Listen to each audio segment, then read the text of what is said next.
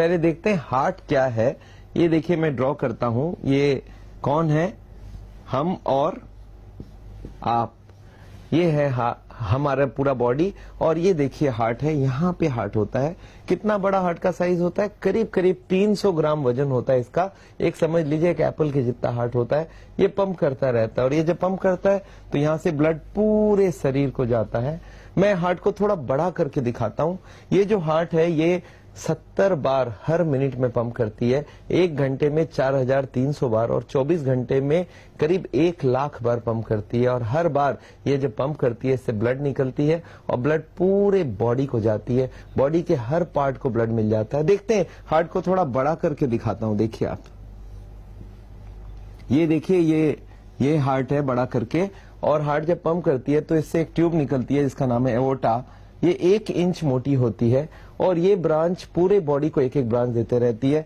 देखिए पहला branch right hand को दिया, फिर ब्रांच ब्रेन को दिया, फिर लेफ्ट हैंड को दिया, फिर ये यू टर्न लिया और हार्ट के पीछे से नीचे उतरता गया।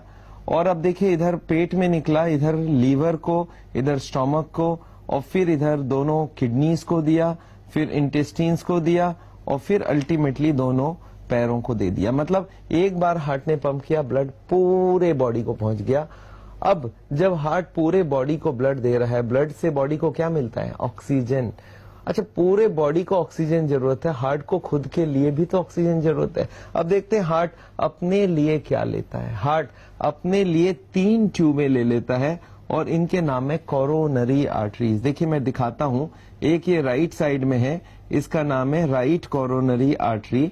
ये ट्यूब कितनी मोटी होती है मैं आपको बताऊं, ये करीब करीब एक बच्चे पेंसिल से लिखते हैं इतना बड़ा होता है हार्ट का जो ये ट्यूब्स होते हैं उनके साइज। एक का नाम है RCA, राइट कोरोनरी आर्टरी। ये है राइट वाली ट्यूब। लेफ्ट में 2 ट्यूब है, और ये दोनों ट्यूब को यहाँ पे दिखाता हूँ। देखिए एक ट्यूब पहले निकला, एक पीछे की तरफ घूम के चली गई, इसका नाम है लेफ्ट सर्कमफेरेंस, और एक है LAD, लेफ्ट एंटीरियर डिसेंडिंग। ये देखिए ये ड्रॉ कर रहा हूं यहाँ पे। ये जो 3 ट्यूबें हैं, एक का नाम है RCA, एक का नाम है LAD। LAD का मतलब है लेफ्ट एंटीरियर डिसेंडिंग, और एक है लेफ्ट सर्कमफेरेंस। ये पीछे की तरफ घूमते हुए जाता है, सर्कमफेरेंस मतलब घूम के जाना, अराउंड द हार्ट जाती है। ये जो 3 ट्यूब है इनके नाम है कोरोनरी आर्टरीज। अब हार्ट की बीमारी में होता क्या मालूम है, यही ट्यूब के अंदर चर्बी जम जाती है, कोलेस्ट्रॉल जम जाती है। मतलब ये चर्बी हम जमाते हैं, भगवान नहीं जमाती है, हम जमाते हैं। और ये ब्लॉकेज जब बढ़ने लगती है तो नेचुरली आप समझ सकते हैं हार्ट की सप्लाई धीरे धीरे कम हो जाती है। चलिए इस ब्लॉकेज को थोड़ा बड़ा करके दिखाता हूं। देखिए हार्ट की ट्यूब को थोड़ा बड़ा करके दिखा देता हूं मैं आपको। ये ट्यूब है मान लेते हैं। अब देखिए ब्लॉकेज कैसे होती है ट्यूब के अंदर। ये ब्लॉकेज कब से शुरू होती है सोचिए, ये ब्लॉकेज शुरू होती है करीब करीब हमारी उम्र जब 20 साल की हो जाती है। आप समझ लीजिए बच्चा जन्मता इतना छोटा होता है, धीरे धीरे बढ़ता रहता है, बढ़ते रहता है, बढ़ते बढ़ते जब तक वो 18 साल तक होता है तब तक चर्बी खाए कोई प्रॉब्लम नहीं है, क्योंकि ये चर्बी आपकी ग्रोथ, बच्चों का ग्रोथ करने में हेल्प करता है। बट 18 साल के बाद ये वाली ग्रोथ खत्म। अब ग्रोथ कहाँ की शुरू हो गई, अब शुरू हो गई या तो मोटापा वाला ग्रोथ या हार्ट के अंदर की ब्लॉकेज की वाली ग्रोथ। तो अब हमें कौन सा चाहिए, दोनों ही नहीं चाहिए। अब देखते हैं ये ब्लॉकेज शुरुआत कहां से हुई। शुरुआत तो पहले 1% से ही होगा। देखिए ये छोटा सा ब्लॉक हुआ, थोड़ा सा ब्लॉक हुआ, 20 साल की उम्र है। अब धीरे धीरे ये ब्लॉकेज बढ़ता जाएगा। ये देखिए ब्लॉकेज और बढ़ गई, ये और थोड़ा ब्लॉकेज बढ़ गया। जैसे जैसे टाइम जाता गया ब्लॉकेज बढ़ती गई। अब देखिए 50% ब्लॉकेज हो चुकी है। अच्छा, मरीज को पता ही नहीं ये ब्लॉकेज बढ़ता जा रहा है, क्योंकि 50 में उसके पास अभी 50 खुली है, कोई दिक्कत नहीं है। धीरे धीरे और ये ब्लॉकेज बढ़ी। अब देखिए 60-70% ब्लॉक हो गया, अभी भी मरीज को मालूम नहीं। ये अब 80% जब ब्लॉक हो जाती है तब मरीज को पता चलता है वो हार्ट का पेशेंट हो चुका है। क्यों? 80 के बाद मरीज को तकलीफ हो जाती है। आप सोच के देखिए 80 के बाद क्यों? क्योंकि 80 के बाद जो 20 रह जाती है, 20 रह जाती है, वो हार्ट के लिए काफी होता है।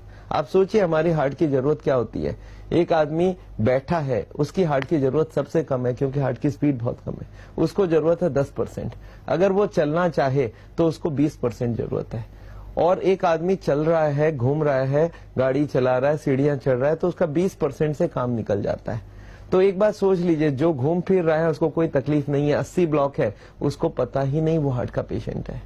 मतलब कोई आदमी अगर चल फिर सकता है, इसका मतलब उसके पास 20% तो पक्का ही खुला हुआ है। तो 80 ब्लॉकेज तक पेशेंट हमारे पास यूजुअली नहीं आता है।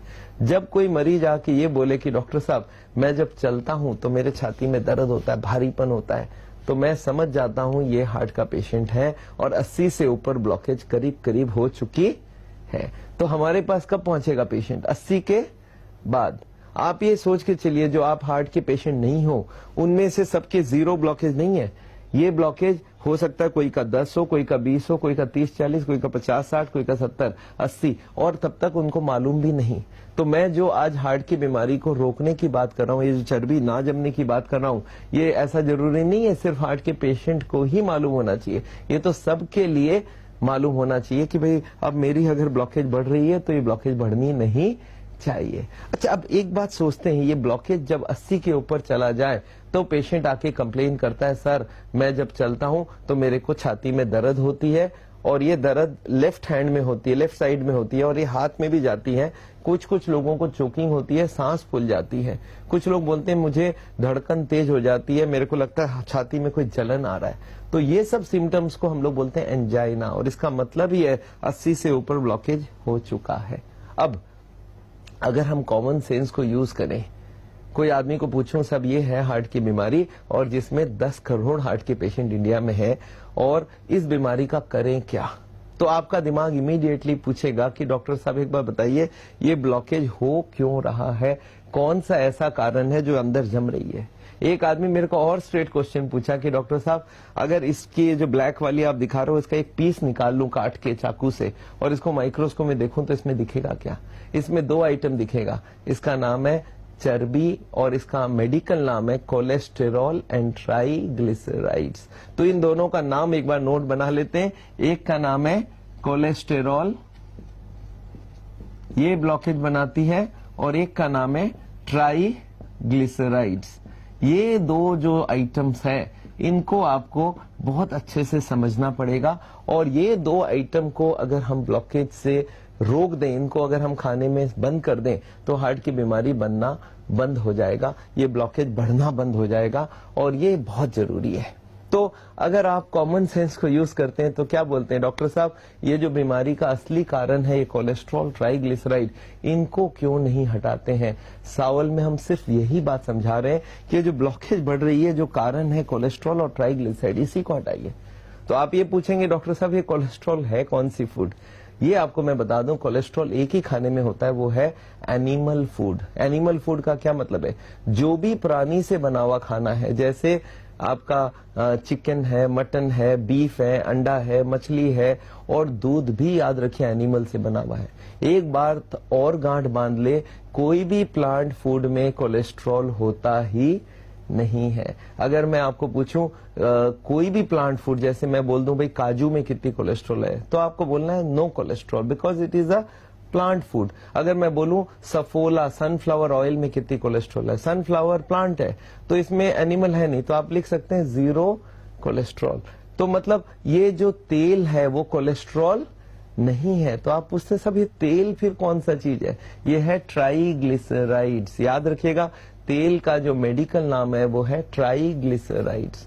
तो आप बोलेंगे सर फिर तेल तो नहीं लेना चाहिए, मैं बोलूंगा यही तो हार्ट की बीमारी का असली जड़ है। ये तेल और ये कोलेस्ट्रॉल, ये ट्राइग्लिसराइड और कोलेस्ट्रॉल, अगर इन दोनों को आपने बंद कर दिया तो हार्ट की बीमारी रुक जाएगी, बढ़ नहीं सकती। और अगर सप्लाई पूरी की पूरी बंद कर दी तो ना सिर्फ बीमारी रुक जाएगी, बीमारी अंदर से निकल के आएगी, थोड़ी कम हो जाएगी ब्लॉकेज। और यही हम आपसे चाहते हैं कि ब्लॉकेज बढ़ाना बंद करो। अगर तेल की बात करते हैं तो लोग मुझे पूछते हैं सर ये तेल जम क्यों रहा है? मैं आपको बताता हूँ, आप खाने में, किचन में जब खाने में तेल यूज करते हैं, आप एक काम कीजिए, शाम को किचन में जाइए और जहां खाना बना है, गैस की चूल्हा जो है उसके बगल वाले टाइल में हाथ लगा के देखिए हाथ में क्या जम रहा है। आप देखेंगे हाथ में कुछ गीला गीला सा कोई ग्रीजी आइटम जम रहा है, वो क्या है? तेल है। अच्छा, लेडीज लोग उसको साबुन लगा लगा के शाम को साफ करती है।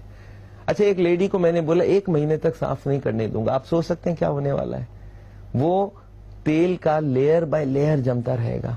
अच्छा सोचिए, यही तेल का लेयर हस्बैंड के हार्ट के अंदर जमा दे तो कैसा रहेगा। हस्बैंड भी क्यों, परिवार के सारे लोगों के हार्ट में जमा करते हैं। और यही आजकल हो रहा है, वो जो तेल आप खाने में इस्तेमाल कर रहे हैं वही तेल हार्ट के अंदर जमता जा रहा है, ब्लॉकेज बनता जा रहा है।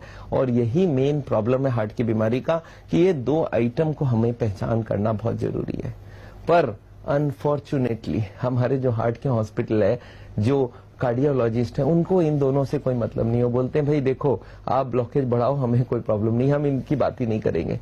जब आपकी ब्लॉकेज बढ़ जाए तब हम बाईपास सर्जरी कर देंगे, तब हम एंजियो प्लास्टिक कर देंगे। ये मेरे को बहुत गलत लग रहा है। मेरे को लग रहा है जो हार्ट के पेशेंट्स को पहले तो ये बता देना चाहिए कोलेस्ट्रॉल है क्या चीज, ट्राइग्लिसराइड है क्या चीज, तो उसकी हार्ट की ब्लॉकेज बढ़ना बंद हो जाए और हार्ट की बीमारी बढ़ेगा नहीं, तो आपको डरने की कोई जरूरत नहीं है। एक बार सोच के देखिए, ये हार्ट अटैक रोकना कैसे है। एक आदमी को मैं कभी कभी पूछ लेता हूं, एक नोट की गड्डी है और उसमें रबर बैंड लगा है, मैं नोट घुसाए जा रहा हूं, तो रबर बैंड का क्या होगा, खींचता जाएगा, रबर बैंड एक दिन बस्ट हो जाएगा। अगर मैं बोलूं कि रबर बैंड ना बस्ट हो, उसके लिए क्या करना है, तो आपके पास इमीडिएटली आता है कि डॉक्टर साहब फिर नोट घुसाना बंद करो। मतलब अगर इसके अंदर मैं और कुछ कोलेस्ट्रॉल और फैट ना घुसाऊं तो फटने का चांस नहीं है। मैं एक स्टेप और आगे जाता हूं, कुछ नोट निकाल लेते हैं।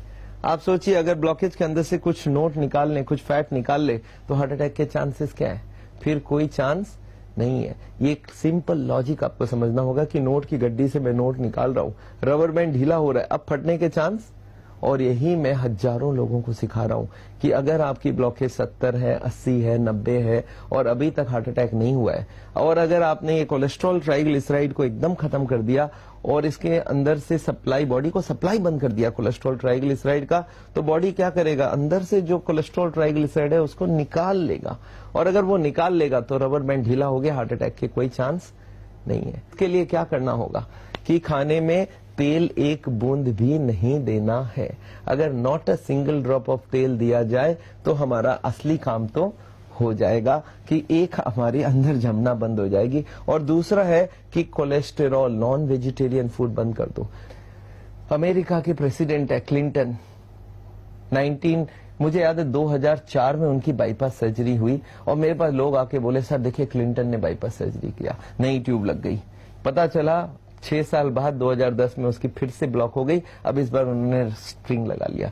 जब उनको रियलाइज हुआ कि स्प्रिंग फिर से बंद होने वाली है, तब ये जाके मिले अमेरिका में हमारे जो वहां पे कोलीग्स हैं डॉक्टर डीन ऑर्निस से, और ऑर्निस ने उनको बताया कि नहीं आप ब्लॉकेज बढ़ाने वाला प्रोसेस को ही बंद करते। उन्होंने बोला सब 2004 में हमको ये बता दिया जाता तो मेरे को बाईपास की जरूरत ही नहीं पड़ती। तो उन्होंने अल्टीमेटली CNN टीवी में बताया कि ब्लॉकेज मैं अगर पहले ही हटा लेता, ब्लॉकेजिंग प्रोसेस रोक देता, तो हमारा काम बन जाएगा। तो याद रखिए ब्लॉकेजिंग प्रोसेस बंद करने के लिए दो चीज, कोलेस्ट्रॉल एंड ट्राइग्लिसराइड। तो अगर बिना तेल के, बिना कोलेस्ट्रॉल और बिना तेल के ट्राइग्लिसराइड के अगर हम खाना बना सकते हैं तो हार्ट की बीमारी को रोका जा सकता है और इसको रिवर्स भी किया जा सकता है।